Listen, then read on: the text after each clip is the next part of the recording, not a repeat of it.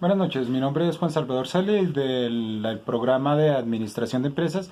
Pertenezco al grupo 9007A 616. A continuación vamos a desarrollar el programa del sector social estudiantil.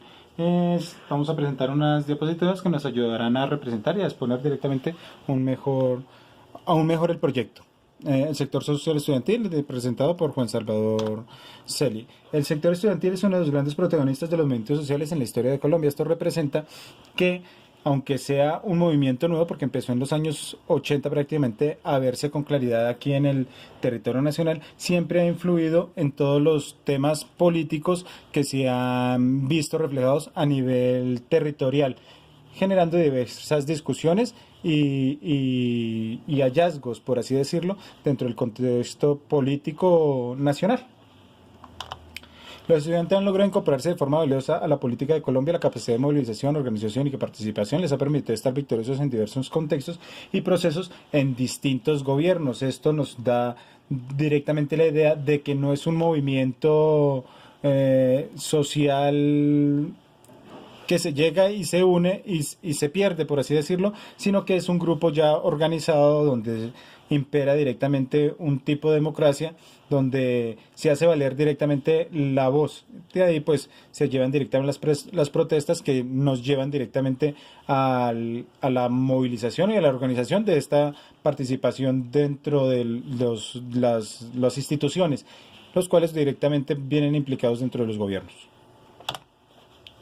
Colombia es un escenario que para esta época estaba enmarcado por hechos violentos. En esos momentos se atravesaba por acontecimientos como los asesinatos de Luis Carlos Garzón, Bernardo Jaramillo y Carlos Pizarro. Además, el país estaba sumido en la inseguridad, el narcotráfico y corrupción. Ahí nos están hablando directamente de la época del narcotráfico, desde los años 70 hasta los años 90, donde la corrupción y los dineros ilícitos pues permearon, empañaron, por así decirlo, el sistema político nacional y a los propios gobernantes, los que podían salir directamente avantes o con buenas ideas, pues los iban masacrando de forma indiscriminada. Tanto es el caso de Luis Carlos Galán, Bernardo Jaramillo y Carlos Pizarro, que en ese tiempo pues eran la nueva ideología que tenía el gobierno. Si nos vamos mucho más atrás, podemos ver a Jorge Eliezer Gaitán, también por los mismos temas. El tema estudiantil en este caso pues afrontó toda esta coyuntura de forma,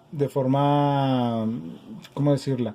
Un poco más subjetiva y más entrada en el desarrollo político del país. Estos hechos históricos, como lo vemos aquí, y había hablado anteriormente, el asesinato de Jorge Eliezer Gaitán, los delitos de los líderes políticos como en la Unión Patriótica, como Luis Carlos Garzón, como Pizarro del M-19 y la toma del Palacio de Justicia, pues ayudaron a fomentar directamente lo que fue la constituyente, la séptima paleta, en el transcurso para hacer la nueva constituyente, el cambio de la constitución política de 1886. La población afectada, cada uno de los habitantes de la nación y la ciudad de Bogotá, urbano y rural, está directamente involucrados en los procesos de votación y elecciones. En ese entonces, estudiantes y docentes, la iniciativa de la consulta plebiscitaria informal nació en las aulas de estudiantes de las universidades Rosario, Javeriana, luego pasó a ser causa común en universidades tanto privadas como públicas, colegios y centros de formación técnica. Ahí nos están hablando directamente de lo que hablábamos ahorita, de la séptima papeleta. ¿Por qué se llamó la séptima papeleta? Porque era la séptima opción o el séptimo papel que le daban a los estudiantes mayores de edad con el voto para generar directamente la nueva constituyente. El contexto político actual se desarrolla en diferentes ámbitos y estos son los partidos políticos que lo representan. Ya no es tan coyuntural como antiguamente, que era liberal y conservador, sino que se diversificó, generando pues una cadena de partidos políticos, los cuales pues tienen su cabildo y tienen sus propios votantes en diferentes sectores del país: el liberal, el centro democrático, el cambio radical, Mira, Polo Verde, la Unión, el partido de la Unión, y el conservador. El partido que está más firme y el que es el partido del gobierno es el centro democrático. La cultura política se relaciona con el movimiento estudiantil, puesto que estas formas de organización y participación en la sociedad, su actuar, se basa justamente en una serie de antecedentes históricos y hechos concretos respecto a medidas, incumplimiento e intervención violenta por parte del Estado. Esto quiere decir que prácticamente todas las leyes que salen se han generado por los movimientos estudiantiles. Todo en realidad, o las charlas y diferentes discusiones referente a acontecimientos nacionales se generan y se gestan directamente en las universidades.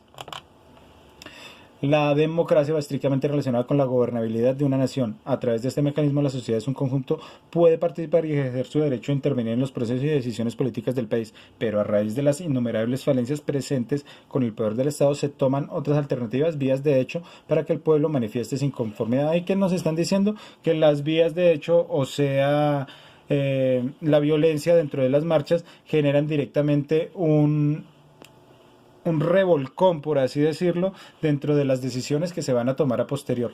Entonces, nada se logra sin las vías de hecho, por así decirlo. Se tiene que tomar las vías de hecho para que se genere directamente un, un consejo, o se genere directamente un decreto que pueda ayudar directamente a que no se generen otra vez estas vías de hecho, o estas marchas que colapsan directamente al país.